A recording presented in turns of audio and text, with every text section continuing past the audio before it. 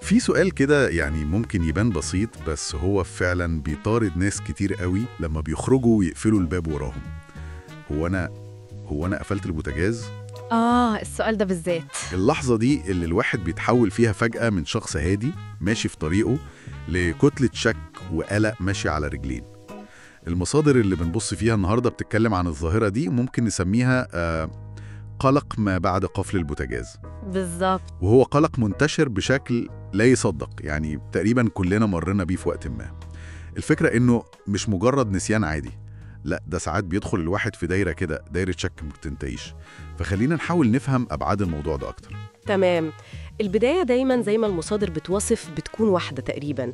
الواحد ماشي في الشارع، يمكن بيسمع أغنية، بيفكر في مشاوير اليوم، يعني في حالة طبيعية خالص، وفجأة كأن لمبة حمراء نورت في دماغه، البوتاجاز. فعلا. هنا بقى الوش ملامحه بتتغير، وتلاقي الواحد وقف كده في مكانه وبيبدأ شريط سريع جدا في دماغه، بيحاول يفتكر آخر لقطة قدام البوتاجاز. بالظبط. هو المفتاح ده أنا سمعت صوت التكة بتاعته. طب كان في ريحة غاز ولا دي كانت يعني ريحة القهوة بتاعت الصبح؟ ودي نقطة مهمة قوي، لأنها بتوضح إزاي الذاكرة يعني ممكن تخوننا في الحاجات الروتينية دي. طبعا. المهام اللي بنعملها كل يوم بشكل تلقائي، المخ ساعات ما بيسجلهاش بالتفاصيل الدقيقة دي.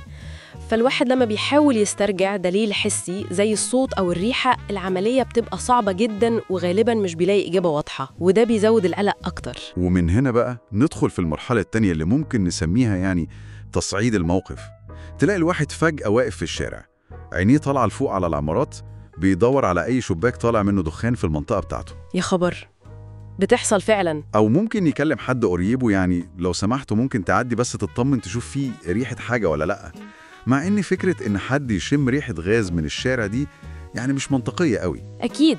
والسيناريو الأشهر بقى والأكثر دراما، الواحد يلف ويرجع البيت تاني، يطلع السلم جري عشان يفتح الباب ويكتشف إنه مش بس قافل البوتاجاز، ده ساعات بيكون غسله ومنضفه كمان. وهنا بقى بنشوف إزاي العقل بيشتغل. هو مش بس بيشك، لأ ده بيبدأ يرسم سيناريوهات يعني كارثية. بالظبط. طب لو البوتاجاز انفجر، طب لو البيت ولع، الموضوع بيتوسع كمان. القلق ده بيتنقل لحاجات تانية. مش بيقف عند البوتاجاز. تمام. تلاقي الواحد بدأ يسأل، طب السخان أنا طفيته، الشاحن بتاع الموبايل أنا شلته من الفيشة، الشبابيك أنا قفلتها كويس.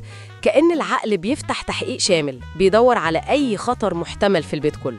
والغريب بقى إنه حتى لما الناس بتحاول تستخدم التكنولوجيا عشان تحل الموضوع ده، الموضوع مش دايما بينجح.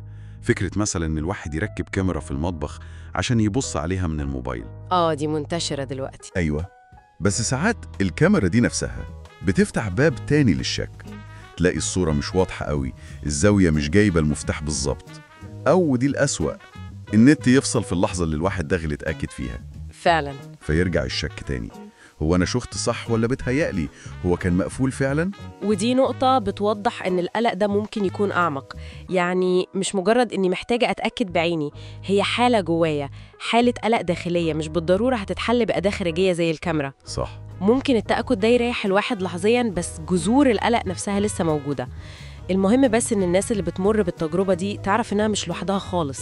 الإحساس ده شائع جداً، والمعاناة دي بسبب زرار بوتاجاز دي ناس كتير بتحس بيها. فعلا، رحلة طويلة بتبدأ بسؤال بسيط وتنتهي بسيناريوهات ومخاوف كبيرة قوي. كده احنا يعني أخدنا لمحة عن أبعاد التجربة المؤلقة دي بتاعت نسيت البوتاجاز، من أول شرارة الشك لحد محاولات السيطرة عليه. ويبقى في سؤال أخير كده يمكن نفكر فيه بعد ما استعرضنا ده كله: هل التركيز الشديد قوي ده على تفصيلة صغيرة زي قفل البوتاجاز، هل ده ممكن يكون مجرد وجهة لقلق أعمق جوانا؟